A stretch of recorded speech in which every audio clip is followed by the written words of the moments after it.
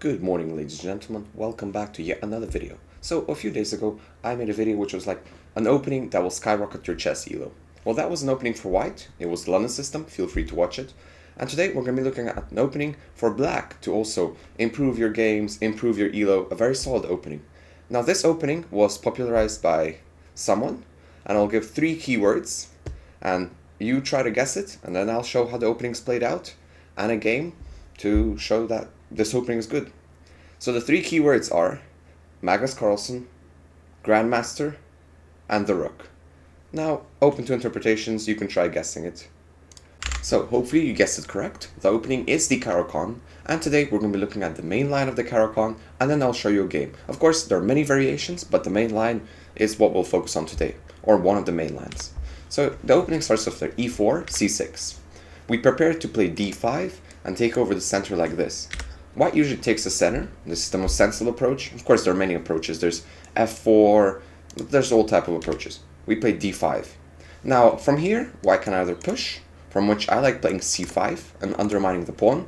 But today, we're just looking at the simple variant, which is takes. We just have 2 d-pawns now. White develops the knight, and we develop the bishop with a pin on the queen. The knight is a typical move. Sometimes h3 is played, for which we just trade. We play knight f6, defending the bishop and the pawn. And if white plays h3, we take the knight. We don't even think about it.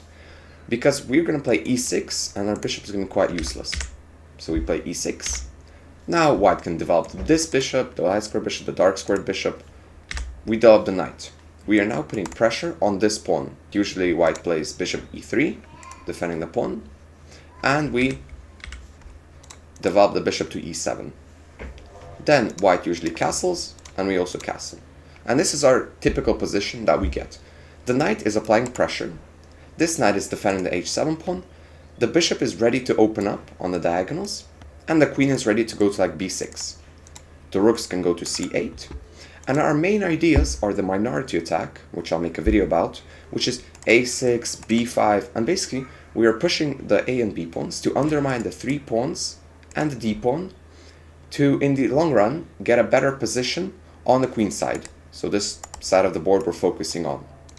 We're also very solid everywhere, which doesn't give white much play, hence it's a good opening. Now I will show you a game which was played with the Caro-Kann, with the line that we looked at previously, just a minute ago. And this game was a while ago, so I didn't play perfectly, and it's also a very short game. My opponent blundered really quickly, but it just goes to show how the opening is played, so it's pretty much good for this video. e4, c6, what should I play now? d5, right. I mean, in this case, it doesn't really matter that my opponent didn't play d4, they just played with the knight. We get the same position overall, but my opponent doesn't have the d4 pawn. Now they have. So I pin the knight, my opponent develops the other knight. What should you play now? You can either knight f6, or even straight away with e6 is fine. Knight f6, my opponent plays h3, and I take. We chop down the knight because once we play e6, the bishop is going to be bad. My opponent takes, and I play e6. We have a beautiful pawn chain now. Next, my opponent decides to pin me, and another point to mention, if they pin you, you can unpin yourself. Of course, it's possible to develop the knight, but I just didn't like that you get the double pawns, but you can of course have counterplay on the g-file. My opponent gave a check, and I blocked. Now I played h6.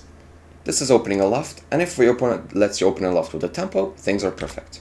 I go back, and I play a6. Slight inaccuracy, moving the queen was a lot better because it doesn't tempo the bishop, it just develops. My opponent doesn't take, and instead hangs a pawn, which I don't notice because I was 1600. Which I should notice, by the way. My opponent defends, overprotects the pawn, and I take, and here they hung a bishop. But overall, the opening was really what we learned. It gave me a solid position, and a pretty good one too. So, in conclusion, the Caro-Kann is a great opening. It's very solid, every piece is defended. You have clear plans with the minority attack, you have clear development, easy development, your light square bishop isn't stuck, and instead you have an easy game. Of course, it's quite drawish, and you won't win in like 10 moves, unless you play the Tartakower, which we'll cover in a different video. But it's still worth playing, or at least giving it a try. Thank you for watching. Please subscribe as we make our way to 1,000 subscribers.